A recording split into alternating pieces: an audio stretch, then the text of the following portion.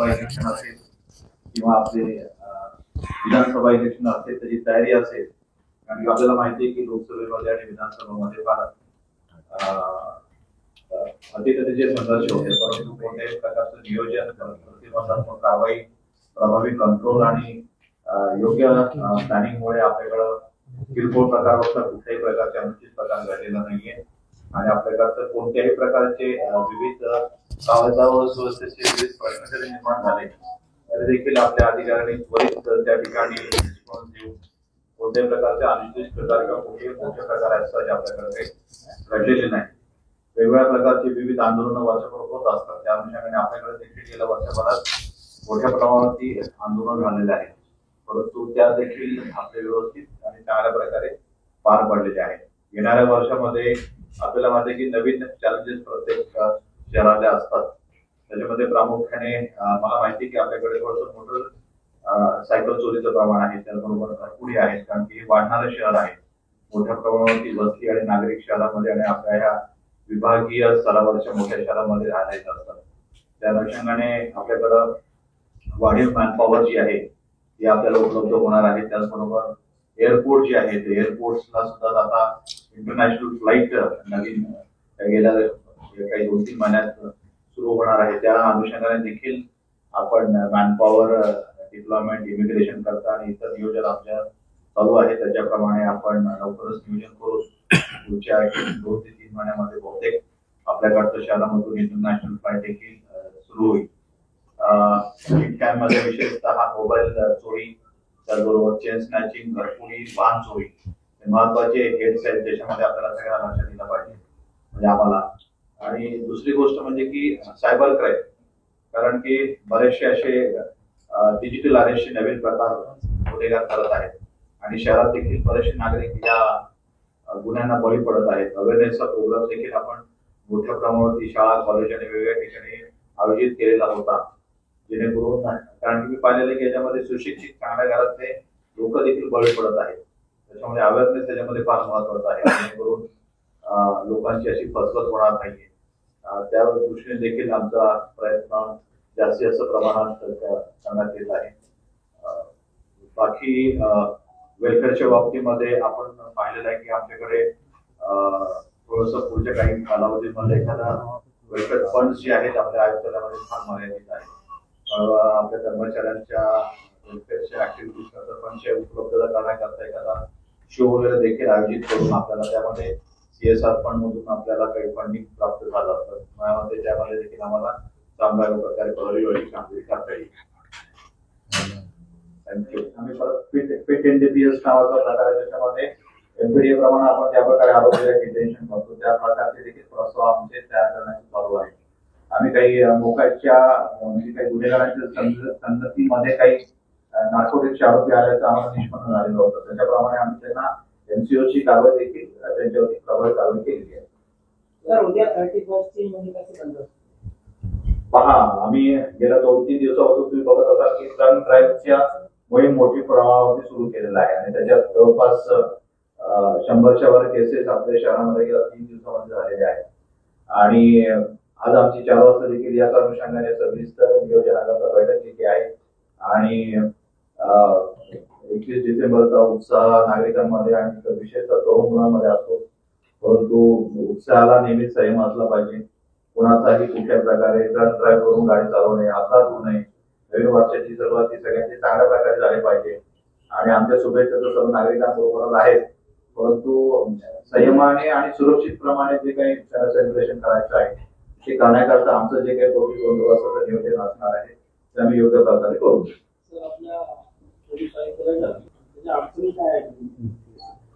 नाही, तो प्रशासकीय निर्णयाचा भाग आहे, तो शासन स्तरावरचा निर्णय आहे. आपण प्रस्ताव तिकडे पाठवलेला आहे, तेवढंच मी आपल्याला सांगू शकेल. आणि शासन स्तरावरती त्याच्या बाबतीत योग्य निर्णय झाल्यानंतर मग तो हद्दवाढ होऊन आपल्याकडे परिणाम देता येईल. नाही, त्याच्याबद्दल मला काय बोलायचं सांगताय. त्याच्यामध्ये नवीन पोलीस स्टेशन निर्माण झालेले इतर शहरामध्ये. तुम्ही पुण्याला जेव्हा शिकलो होतं मला माहिती आहे की नवीन पोलीस स्टेशन ची जी विभागणी करून त्याच्यामध्ये सुद्धा एरिया फार मोठा होता किंवा ते ऍडमिनिस्ट्रेटिव्हली मॅनेज करण्याकरता काही गोष्टी नव्हत्या, त्यामुळे ते शहरातून प्रोत्साहन पाठवले गेले होते. ते मंजूर झालेले आहेत त्यांचे. त्याच्यामध्ये काही नवीन मॅनपॉवर झालेली असं नाहीये. त्याच्यामध्ये त्यांनी जे एक्झिस्टन्स आहे त्याची विभागणी करून 2 पुरुष स्टेशन केलेले आहे. तर आपल्याकडे नवीन पुरुष स्टेशन ग्रामीणचे आपल्याकडे घ्यायचा हा विषय.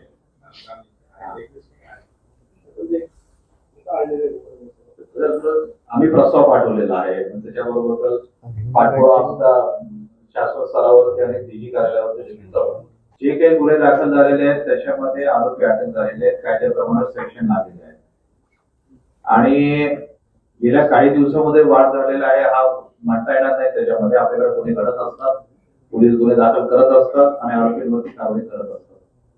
त्याच्यामुळे आपण म्हणतात त्याप्रमाणे काही चोऱ्याच्या घटना घडलेल्या आहेत आणि त्या घटनेच्या नंतर आम्ही योग्य त्या सूचना आमच्या अधिकाऱ्यांना देऊन वादग्रस्त असेल त्याचबरोबर ती डिटेक्शन असेल त्याच्याबद्दल देखील सूचना दिलेल्या आहेत. आपल्याला माहिती आहे की गेल्या 8-15 दिवसामध्ये आपल्याकडे मोटर वाहन चोरीच्या गुन्ह्याच्या डिटेक्शन मध्ये वाढ झालेली आहे.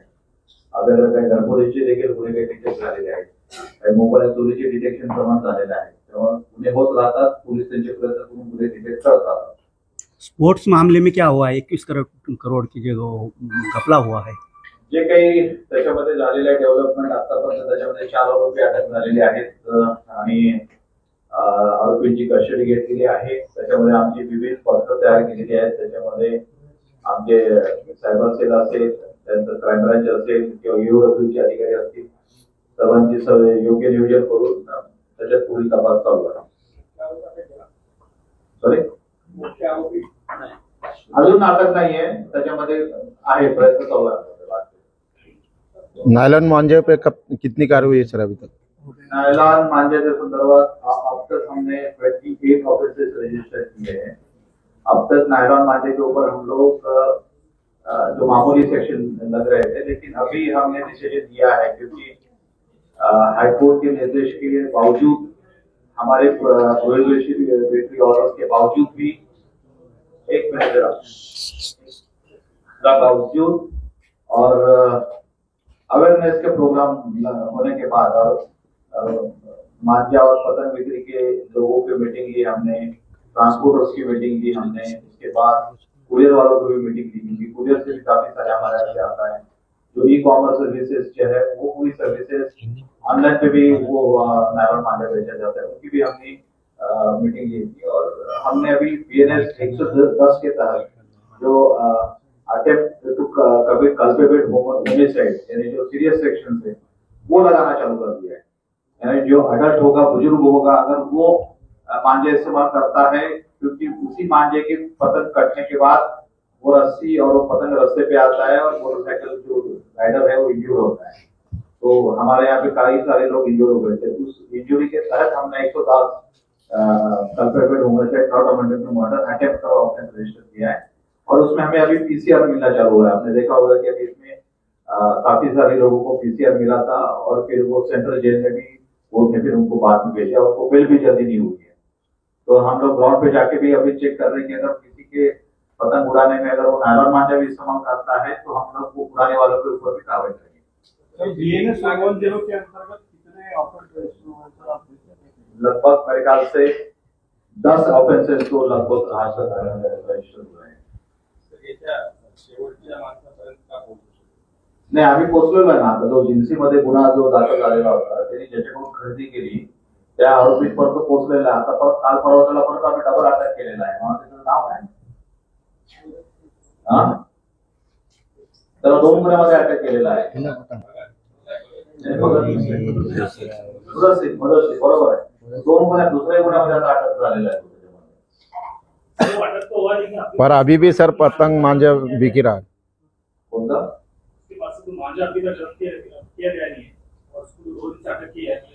बराबर है. उसकी पूरी बिल्डिंग जो मुझे पता है उसका 3 माले का बिल्डिंग है. वो बिल्डिंग का पूरा सर्च किया, आजू बाजू के एरिया भी हमने सर्च किया है, लेकिन उसने जिसको बेचा था वो तो उसके ऊपर भी और जिसने बेचा था और जिसने खरीदा था दोनों के ऊपर कार्रवाई हुई. नहीं, जो जानकारी मालूमात हुई है उसमें कुछ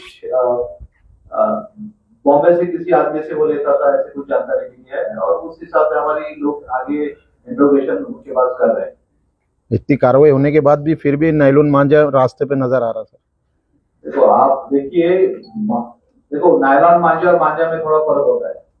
रेगुलर मांझा में भी फिर इससे भी इंजरी हो सकती है, ऐसी बात नहीं है कि अगर मोटरसाइकिल अगर रास्ते से जाती है, जो रेगुलर मांझा है उससे भी इंजरी होती ही है। इसीलिए भी हमारे ट्रैफिक के लोगों ने वो जो आगे जो कमान लगाते हैं जिससे इंजरी नहीं होती, वो भी चीज और उसका भी अवेयरनेस शुरू किया हमारे लोगों ने।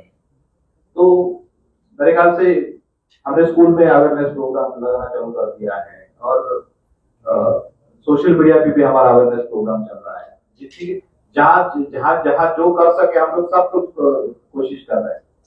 और इसके बावजूद भी अगर कोई उड़ाता है तो अभी उसके ऊपर बड़ी कार्रवाई होगी, चेकिंग हो रही है। हम लोग अभी हमारे लोग पेटिंग के ऊपर जाके उसका मांझा कौन सा है वो भी चेक कर रहे हैं। अभी जो इस्तेमाल करेगा उसके ऊपर तो कार्रवाई होगी आगे जाके। आपल्याकडे तसं काही झालेलं आहे का? बघा आपल्याकडे मी आल्यापासून तर आम्ही एक रिव्हॉल्वर परवाना वस्तू दिला गेलेला आहे। अदरवाईज आम्ही कोणत्याही प्रकारचे रिव्हॉल्वर परवाने दिलेले नाहीयेत। मला ते ह्या पूर्ण वर्षामध्ये हार्डली 3-4 असेल फक्त। धंद्याविषयीच्या तक्रारी होत्या अनेक, त्यामध्ये आपण तत्परता दाखवलेली आहे। कशाची? धंद्याविषयी आपण चांगले पाऊल उचलले कठोर, परंतु अजून जे काही तक्रारी होते आपल्या रिलेटेड अधिकारी होते, माझी तक्रार त्याची फाईलच नाही मिळत। पर्टिक्युलर काय असेल तर आपण नंतर भेटणार। जनरल आहे। एक मिनिट, मला आपला विषय माहिती आहे, त्याच्यामध्ये संबंधित अधिकारी, मला तुमचा विषय पूर्ण माहिती आहे, तो वैयक्तिक विषय आपला, त्याच्याबद्दलची योग्य इन्क्वायरी आमची संबंधित अधिकाऱ्यांनी केलेली आहे, तो विषय मला माहिती आहे पूर्ण। आता सार्वजनिक विषयामध्ये वैयक्तिक विषयाची चर्चा इथे नको। एक विषय असा की जमिनी निश्चितच पहा की काही प्रस्ताव ऑलरेडी आपले शासनाकडे केलेले आहे। त्याचबरोबर ती जागेचे अवेलेबिलिटी हा महत्वाचा प्रश्न आहे। शहरातली जी आपली जी जागा आहे, कारण की लोकांना त्या जागेची त्या ठिकाणची सवय झालेली आहे। अशा परिस्थितीमध्ये एक्झिस्टिंग स्ट्रक्चर पाडून आपल्याला त्या ठिकाणी नवीन बांधकाम करणं आवश्यक आहे। अशा याच्यामध्ये थोडंसं प्लॅनिंग आणि एक्झिक्युशन व्यवस्थित योग्य पद्धतीने केलं तर म्हणजे पोलिसांचाही त्या जागेच्या बाबतीत त्यांना गैरसोय होणार नाही आणि नागरिकांना पण गैरसोय होऊ नये अशा प्रकारचा आमचा प्रयत्न राहील, जेणेकरून आपल्याला त्या प्रकारे पोलीस स्टेशनचा म्हणून आम्ही काही ठिकाणी आता रिपेअरचे काही प्रस्ताव आहेत आमचे, तेव्हा आम्हाला काही डेप्युटी सीसी मधून काही फंड्स मिळतात, काही टेक्नॉलॉजी अपग्रेडेशन करतात वाहनाच्या बाबतीत असतील किंवा मग दुरुस्तीच्या बाबतीत असतील, ते देखील आम्ही डेप्युटी मध्ये प्रस्ताव पाठवलेले आहेत। ते अवेलेबल झाल्यानंतर आम्ही आता ह्या वर्षी त्याच्यामध्ये पाठपुरावा करून पोलीस स्टेशनचे अपग्रेडेशनचा प्रयत्न करू। जेव्हा ते सुरू होईल